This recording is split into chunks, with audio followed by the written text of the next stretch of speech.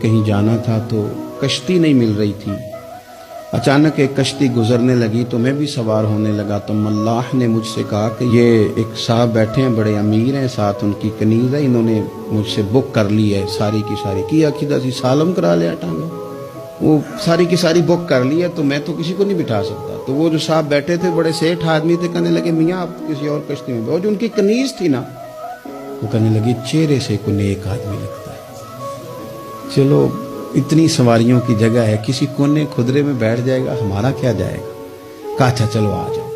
کہتے میں کونے میں بیٹھ گیا، تھوڑا رستہ آگے گیا، انہوں نے کھانے کا سامان نکالا، مجھے بھی کھلایا، لیکن کھاتے کھاتے میری نظر پڑی تو اس میں تو شراب کے برتن بھی تھے معاذ.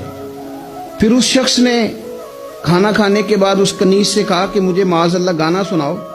وہ گانے گانے لگی، یہ میری طرف متوجہ ہونے لگا، مجھے کہنے لگا سنو. میں نے کہا میں یہ نہیں سنتا. پھر میری طرف شراب بڑھائی، میں نے کہا میں نہیں پیتا. تو کہنے لگا تو کیا سنتا ہے، تو کیا سنتا ہے. تو کہنے لگے میں سناؤں کیا سنتا ہوں. کہا سنائیے. فرماتے میں نے قرآن پاک پڑھنا شروع کر دیا.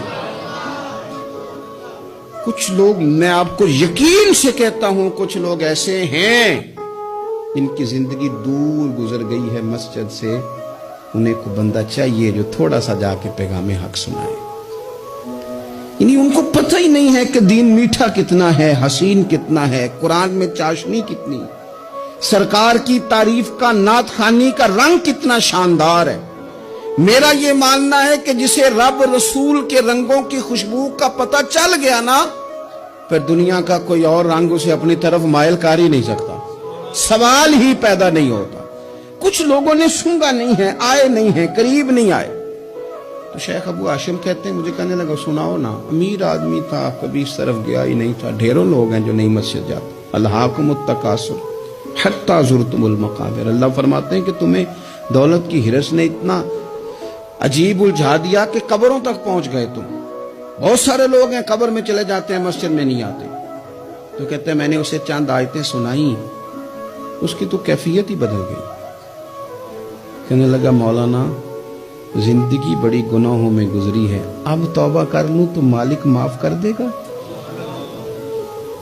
کارنامے خطرناک ہیں، پیچھے رجسٹر کالا سیاہ، معافی ہو جائے گی.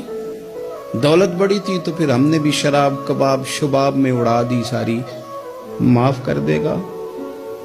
تو کہتے ہیں میں نے کہا ہو بندے کے آنے کی دیر ہے، اس کی رحمت تو فوراً ہی قبول کر لیتی ہے.